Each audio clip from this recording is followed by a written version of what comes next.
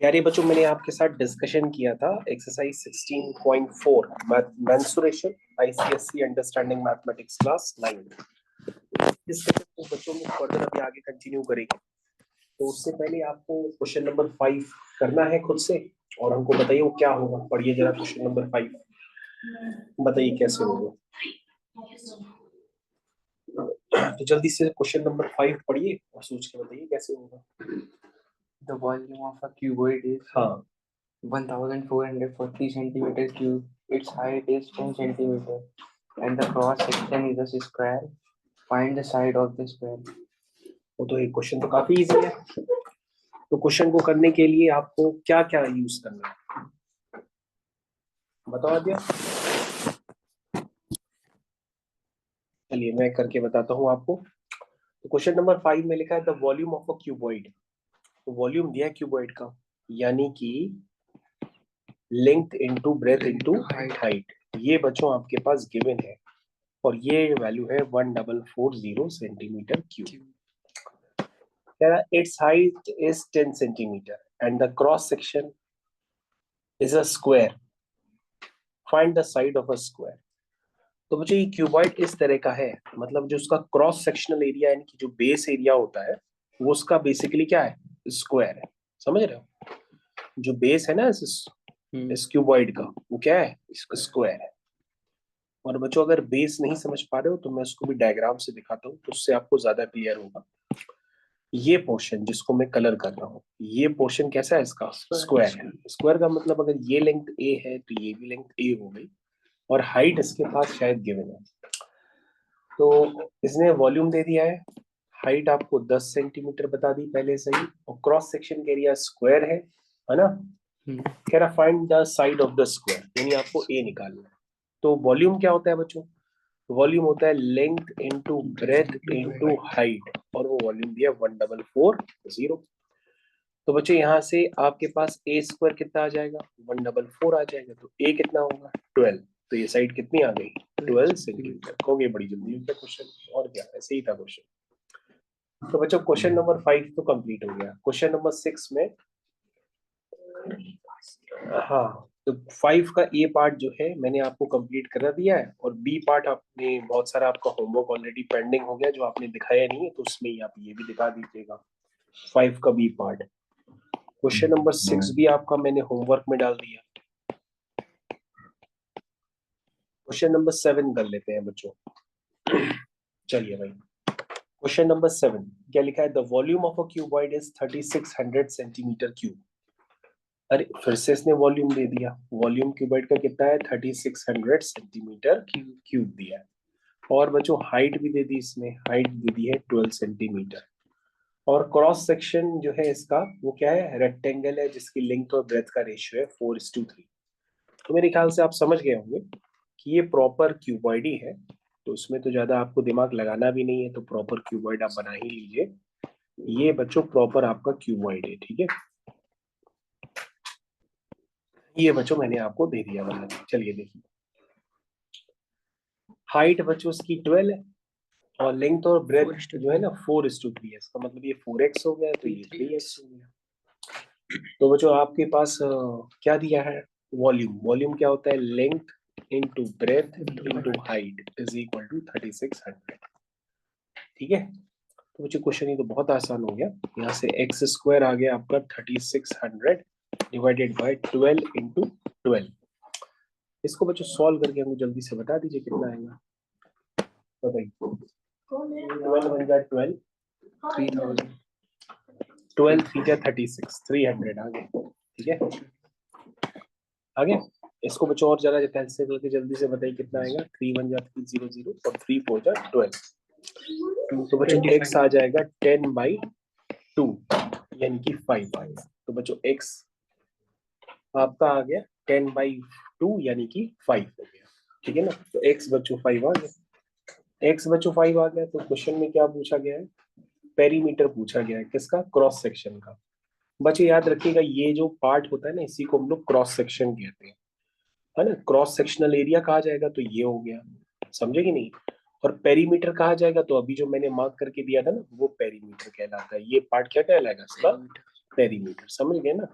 तो cross section का इसने पेरीमीटर पूछा, तो पेरीमीटर क्या होता है? तो सर वो तो रेक्टेंगल है, या ऐसे ही समझ लो, अगर रेक्टेंगल का पेरीमीटर नहीं आता तो आप पेरीमीटर के हिसाब से कर लो। बताओ लेंथ कितनी है? 4 इंटू 5 यानी कि 20। ये कितना है? 3 इंटू 5 यानी कि 15। बताओ बच्चों पेरीमीटर क्या होगा? 20 प्लस 20 प्लस 15 प्लस 15, ये आ गया पेरीमीटर।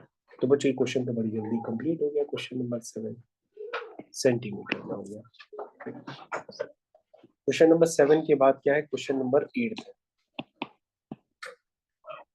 क्वेश्चन नंबर 8 क्या है? यदि आप volume of a cube is 729 centimetre cube, तो क्यूब का वॉल्यूम कितना होता है? ए क्यूब। वो बच्चों कितना है? 729। ठीक है ना? तो बच्चों यहाँ से ए क्या हो जाएगा? 729 का क्यूब रूट। आगे तो बच्चों जल्दी से बताओ को 729 किसका क्यूब होता है? 9 का होता है ना। चलिए क्या पूछ रहा है? Find it surface area. तो सरफेस एरिया तो बता चुके हैं ना क्यूब का कितना होता है। जल्दी से बताओ सरफेस एरिया ऑफ क्यूब। ये तो बच्चों पहला क्वेश्चन हो गया एक्सरसाइज का। वो होता है सरफेस एरिया 6a²। ये आ गया। ठीक है बच्चों, ये तो सरफेस एरिया हो गया क्वेश्चन नंबर 8 का। उसके बाद लेंथ ऑफ डायगोनल, तो ये तो बच्चों बता दिया था। लेंथ ऑफ डायगोनल कितना होगा बच्चों? कहोगे सर वो क्यूबॉइड में बताया था under root of L square plus B square plus H square. यहाँ बच्चों तीनों ही लेंथ इक्वल होती है, तो ए स्क्वायर कर दिया, तो रूट के अंदर आ गया 3a स्क्वायर। ये ऐसे हो गया √3 a के बराबर। ए बच्चों कितना है? ये बच्चों है 9। 9√3 आ गया। क्वेश्चन नंबर 8 में 9√3 डायगोनल। तो बच्चों क्वेश्चन नंबर 8 आपका कंप्लीट हो गया। ठीक है, क्या मेरे ख्याल से सबको समझ में आ गया होगा कि क्वेश्चन नंबर 8 को करने का क्या पैटर्न है। क्वेश्चन नंबर 8 के बाद बच्चों क्वेश्चन नंबर 9 भी कर देते हैं।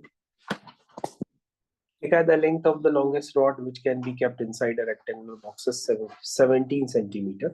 If the inner length or breadth of the box are this and this, find the inner height. तो ये बच्चों आराम से पहले आप डायग्राम बना लीजिए।